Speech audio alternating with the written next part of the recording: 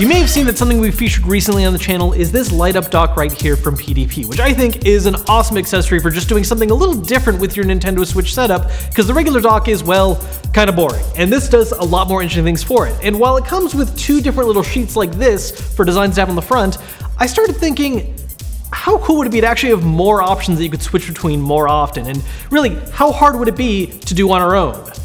Which we kind of learned was actually harder than we thought it would. But let's just show you what happened. So we're taking a look at these inserts and what actually they're made out of. There's really only two things we have to worry about. The artwork itself, which we'll get to later, and more importantly right now, the plastic sheet that it's based on. Now, you're not exactly going to find something shaped exactly like this, so you have to do a little home improvement job. So first off, we got clear acrylic sheets like this. Now you can find these at pretty much any home improvement store. You can also grab them online. And this is the smallest size we could find, so we do have to cut it down.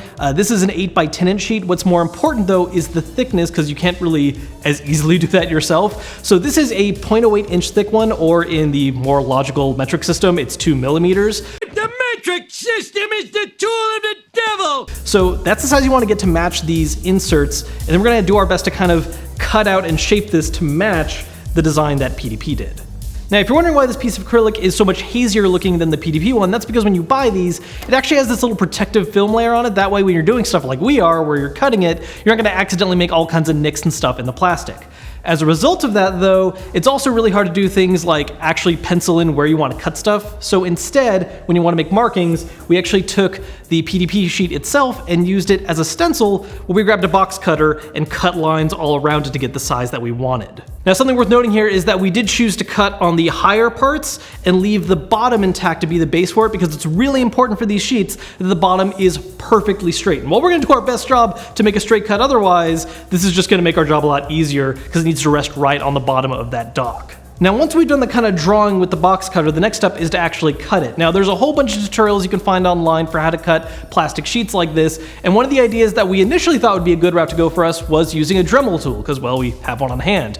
And while that did work, it did have the problem making it a lot harder to make sure we had a perfectly straight cut. So instead, we decided to go maybe a little overboard and upgraded to a chop saw.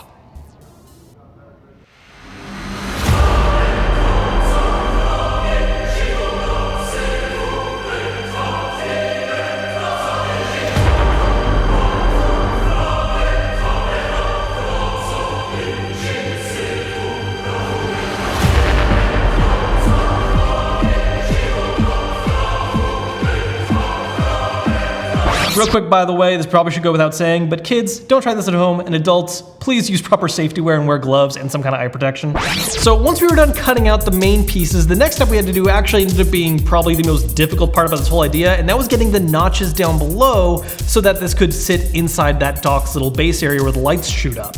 And we had a couple ideas for how to do this, and well, a lot of them just didn't work out the way we thought we would. First off, we got a sanding diamond wheel point tip to use on the Dremel tool, which we thought would just kind of let us like lightly sand it down and get that kind of curve going just right.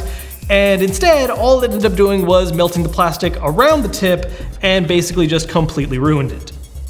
So clearly that didn't work. So the next idea was to do something similar to how we did the initial cutout, which was to use a box cutter to just kind of cut a little groove area that we wanted out, and then use scissors to cut that portion off. But that didn't work because of the high tension on the acrylic sheet. So what happened was when we used the scissors, it just caused these massive cracks to form, and well, obviously we can't use this because it's just gonna look awful in a final version. It was at this point that we realized we didn't really need to perfectly match whatever it is PDP did. We didn't have to have these tiny, perfect exact notches. As long as we had enough plastic for it to sit on the base, it was gonna be fine, even if we had to cut a little deeper in. So instead of using scissors or any kind of other tools, we just used the regular saw tool on the Dremel to cut out the area we needed, which led to a much smoother cut without causing any kind of major fractures in the plastic.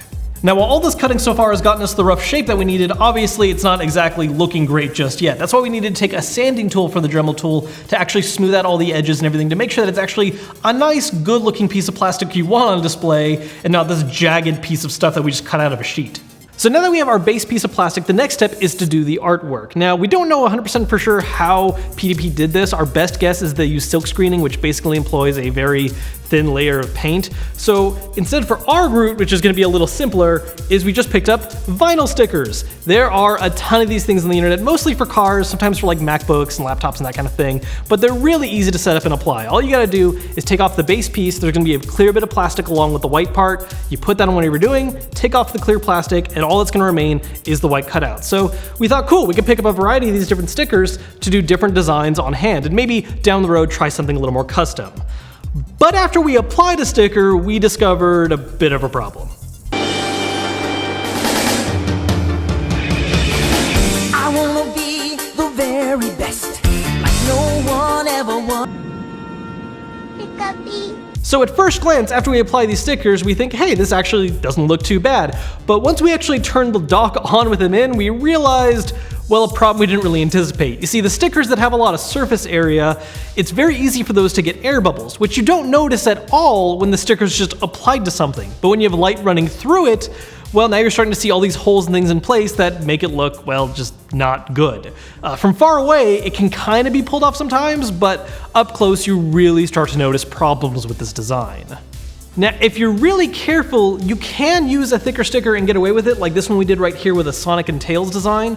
We were a lot more careful on this one, and as a result, you don't have as many air bubbles. But there is another problem that comes up with this, where when you have this much surface area, the light doesn't pierce through as well. So while this design does work and doesn't look half bad, you're definitely not getting the same sense of color that you do with some of the other ones. So in general, it might be better to go with designs like this Nintendo one, where you're gonna have much thinner stickers to work with, so more light's gonna pierce through, and you don't have to worry about those air bubbles. So, what have we learned? Well, it is totally possible to do something like this. I mean, it's gonna take a lot of time investment, you're rolling have to buy a lot of plastic sheets to go through different run-throughs of cutting them down, and you're gonna need to have the right tools on hand. But if you have all this stuff and a bit of a knack for, do-it-yourself kind of crafting stuff, this is something you could do. Though, honestly, based on our first-hand experience, it's probably better left to the professionals.